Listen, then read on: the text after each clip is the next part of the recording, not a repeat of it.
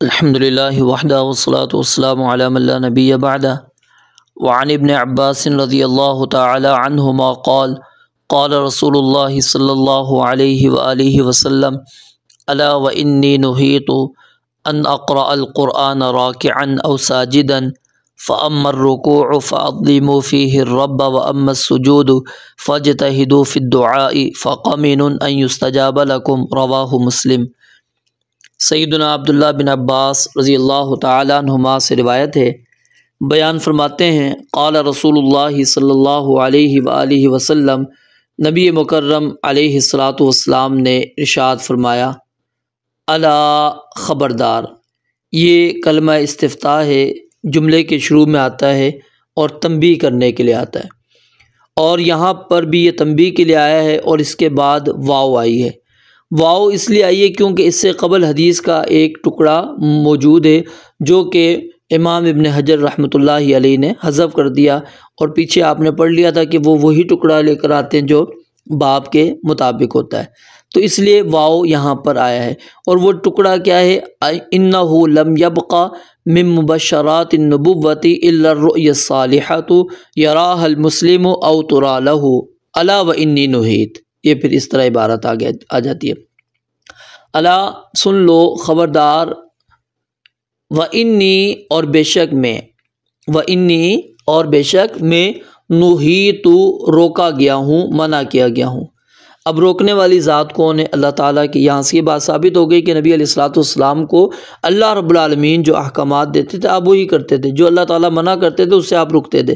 یہ نہیں ہے کہ اللہ تعالیٰ نے ہمارے لیے یہ احکامات نازل کیے یا منہیات ہمارے لیے نازل کی، اس کے منہیات اور اوامر اللہ کے نبی علیہ الصلوۃ والسلام کے لیے بھی تھے۔ نبی علیہ الصلوۃ والسلام کو بھی حکم دیا جاتا تھا، آپ کو روکا جاتا تھا۔ تو فرمایا الا خبردار، وانی نہیت، اور مجھے روک دیا گیا ہے کس بات سے؟ ان اقرأ القرآن، کہ میں پڑھوں قرآن کریم کو، ان اقرأ کہ میں قرات کروں، میں پڑھوں، القرآن قرآن کریم کو، راکعا او ساجدا، یہ دونوں صیغے حال ہونے کی وجہ سے کیا ہے؟ منصوب ہے، تو او یہاں پر تنویع کے لیے آیا ہے۔ تو رکوع اس حال میں کہ رکوع کے اندر ہوں، یا پھر اس حال میں کہ میں سجدے میں ہوں، یعنی سجدے کی حالت ہو یا رکوع کی حالت ہو، مجھے قرآن کریم پڑھنے سے سجدے اور رکوع کے اندر منع کر دیا گیا۔ فاما الرکوع، بہرحال جو رکوع ہے، جو اما ہے اس کے اردو کے اندر جو ہے مختلف ترجمے کیے جاتے ہیں۔ یہ اما اصل میں حرف شرط یا حرف تفصیل یا حرف تاکید، ٹھیک ہے، ان تینوں کے لیے آتا ہے، یعنی یہ شرط کے لیے بھی استعمال ہوتا ہے، تفصیل بیان کرنے کے لیے بھی، تاکید کے لیے بھی۔ تو یہاں پر تفصیل کے لیے آیا ہے، اس کا اردو میں معنی لیکن، رہا یہ کہ، تو، اور اسی طرح جہاں تک اس کا تعلق ہے، اس طرح تراجم اس کے کیے جاتے ہیں۔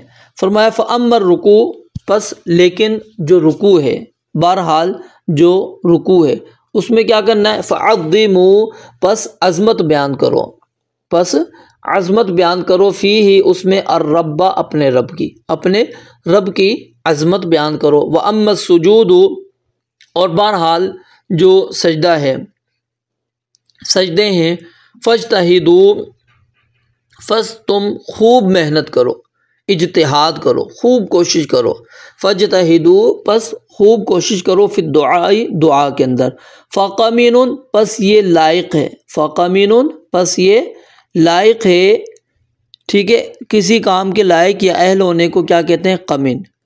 یہ سجدہ اس بات کے لائق ہے، ان یستجاب لکم، کہ تمہاری دعا اس کے اندر قبول کر لی جائے۔ رواہ مسلم، اس حدیث کو امام مسلم رحمۃ اللہ علیہ نے روایت کیا ہے۔ اس حدیث مبارکہ کے اندر ایک تو مسئلہ نبی علیہ الصلوۃ والسلام نے یہ بیان کیا ہے کہ قرآن کریم کی تلاوت رکوع اور سجدے کے اندر نہیں کی جائے گی، کیونکہ قرآن کی قرات کا جو محل ہے وہ رکوع سے پہلے جو قیام ہے اس کے اندر ہے، رکوع سے پہلے جو قیام ہے اس کے اندر اللہ رب العالمین نے ہمیں قرآن کی قرات کی اجازت دی ہے، تو رکوع یہ قرآن کی قرات کا محل نہیں، اسی طرح سجدہ قرآن کی قرات کا محل نہیں ہے۔ اب اس کی حکمت کیا ہے کہ رکوع اور سجدے میں قرآن کریم کیوں منع ہے؟